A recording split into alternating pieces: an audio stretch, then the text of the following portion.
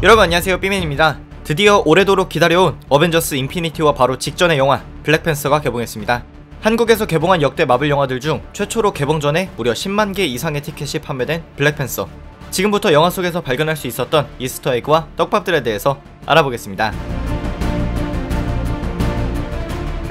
첫 번째는 블랙팬서가 시빌워의 일주일 후라는 시간적 설정을 갖는다는 점입니다. 즉 스파이더맨 홈커밍이 시빌워의 2달 후라는 점을 감안하면 지구 내에서 벌어지는 영화의 시간적 순서는 시빌워, 블랙팬서, 스파이더맨 홈커밍, 그리고 인피니티 워 순으로 정리할 수 있습니다. 게다가 영화의 후반부의 티찰라는 오스트리아에 위치해 있는 UN 기관에서 앞으로 자신들의 지식과 자본 등을 적절한 곳에 필요한 이들에게 공유하겠다는 점을 발표하게 되는데, 여기서 티찰라가 말하는 지식에는 와칸다의 기술 발전에 상당한 기여를 했던 슈리의 지식들도 포함되어 있다는 점을 알 수 있습니다. 그리고 이 두 개의 이야기를 종합적으로 고려해보면 아이언맨인 토니 스타크와 와칸다 왕국의 기술 공유가 이루어졌을 수 있고, 이는 인피니티 워 두 번째 예고편에 나왔던 형성되는 방식의 아이언맨 수트가 이번 영화에서 나왔던 형성되는 방식의 블랙팬서 수트와 유사한 기술을 사용했을 것이라는 점도 추론할 수 있습니다. 물론 토니의 경우에는 아크 리액터를 중심으로, 블랙팬서의 경우에는 목걸이를 중심으로 형성된다는 차이점이 존재합니다. 또한 와칸다가 자신들의 폐쇄성을 버리기로 한 결정은 인피니티 워의 예고편에서 헐크, 블랙 위도우, 팔콘, 헐크버스터 등이 타노스의 부하들과 와칸다에서 싸우는 것도 설명해줍니다. 이는 이번 영화에서 블랙팬서의 연인인 나키아가 주장한 대로 와칸다의 폐쇄성을 제거하는 것이 와칸다에게 더 긍정적인 영향을 가져올 수 있다는 것을 뒷받침해주는 것이기도 합니다. 두 번째는 에버렐 로스에 관한 점입니다. 그는 현재 CIA 요원이지만 과거에는 공군이었다고 합니다. 처음에 이 얘기를 듣고 판단 내릴 수 있었던 것은 마블 영화의 페이지 1과 2에 콜슨 요원과 닉 퓨리가 있었다면 페이지 3에서는 에버렐 로스가 그들의 역할을 한다는 점입니다.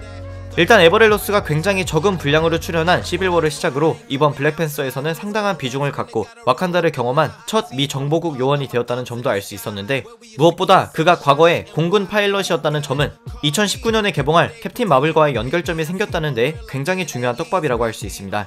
참고로 캡틴 마블은 공군 출신의 파일럿인 캐롤 댄버스의 이야기로 현재는 촬영 중인 상태입니다. 세 번째는 킬몬거의 출신입니다. 시빌워에서 캡틴과 마주한 토니가 이런 대사를 했었는데요. You're gonna turn Barnes over, you're gonna come with us. Now, because it's us. We're a squad of JSOC guys with no compunction about being impolite. 여기서 토니가 이야기한 무자비한 특수부대가 바로 킬몬거가 소속되어 있던 곳입니다. 실제로 킬몬거는 하루 안에 국가를 전복시킬 수 있는 수준의 전투원들 중 한 명이었다고 에버렐 로스가 이야기하기도 합니다. 네 번째는 드디어 비브라늄의 약점이 드러났다는 점입니다. 많은 분들이 아시다시피 충격을 흡수하는 비브라늄의 특징 덕분에 물리적인 공격을 맞더라도 효과가 없다는 걸 아실 텐데요. 유일하게 비브라늄을 무력화시킬 수 있는 것이 소닉, 즉 음파라는 것이 이번 영화에서 밝혀졌습니다. 와칸다 사람들은 비브라늄 광산에서 자기 부상 열차가 동작하는데 도움을 주기 위해 이 음파 안정기라는 것을 사용했었습니다. 그리고 이 음파 안정기를 빼돌려서 자신의 한쪽 팔로 개조한 것이 율리시스 클로였던 것입니다. 다섯 번째는 와칸다의 대표적인 신들, 즉 표범의 여신인 바스트와 원숭이의 신 하누만에 대한 점입니다. 와칸다 내부의 대부분의 부족이 섬기는 바스트의 경우에는 와칸다가 위치해 있는 중앙아프리카의 신이 아닌 이집트가 있는 아프리카 북부의 신인데요. 더 재밌는 사실은 티찰라에게 전투를 신청했던 움바쿠가 두목으로 있는 자바리 부족이 섬기는 원숭이의 신 하누만은 심지어 아프리카 신화의 신이 아니라 인도 신화 속 신입니다. 즉 와칸다는 북아프리카와 인도의 신앙이 융합된 국가라고 할 수 있겠습니다. 여섯 번째는 두 번째 쿠키 영상에서 나온 반가운 얼굴 윈터솔저입니다. 참고로 시빌워의 쿠키 영상에서 이들은 윈터솔저의 머리 깊숙한 곳에 있는 쇠뇌의 흔적이 치료될 때까지 냉동 상태로 두기로 하는데요. 이번 블랙팬서에서 슈리가 에버렐 로스를 치료하기 전에 또 다른 백인을 치료해야 하는군 이라는 발언과 슈리에게 감사 인사를 한 윈터솔저의 상황을 모두 고려할 때 현재 윈터솔저는 하이드라의 쇠뇌에서 완전히 벗어났다고 봐도 될 것 같습니다.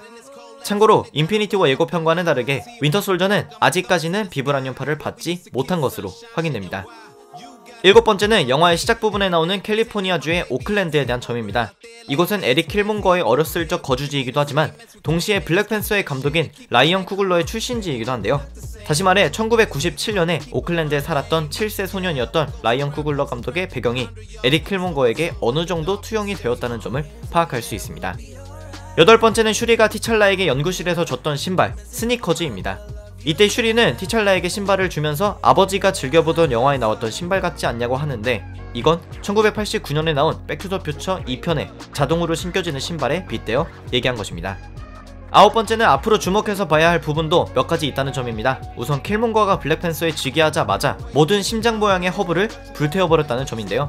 물론 나키아가 몰래 한 개를 빼오긴 했지만 그것마저도 티찰라가 먹었기 때문에 현재 남아있는 심장 모양의 허브는 없는 것으로 파악됩니다. 따라서 심장 모양의 허브를 더 이상 먹지 못하는 미래의 블랙팬서들은 앞으로 어떻게 나올지가 기대되는 부분입니다. 그리고 결국 소울스톤은 와칸다에도 없었습니다. 라그나로크에 안 나오길래 당연히 인피니티 워전 마지막 영화인 블랙팬서에서 나올 거라고 생각했는데 그것도 오산이었습니다. 이제는 그냥 소울스톤은 추론을 안 하는 게 좋을 것 같고 인피니티 건틀릿이 완성되는데 너무 큰 역할을 하는 돌이기 때문에 앞으로 어떤 영화가 나오든 예고편에서는 안 보여줄 것 같습니다. 마지막 10번째는 1992년에 얽힌 이야기들입니다. 요약적으로 말해서 티찰라의 아버지 티차카의 남동생인 엔조부는 킹이라고 불리는 사람에게 벌어진 일에 분노를 느끼고 비브라늄을 흑인들에게 나눠준 후 미국을 공격하려고 했었는데요.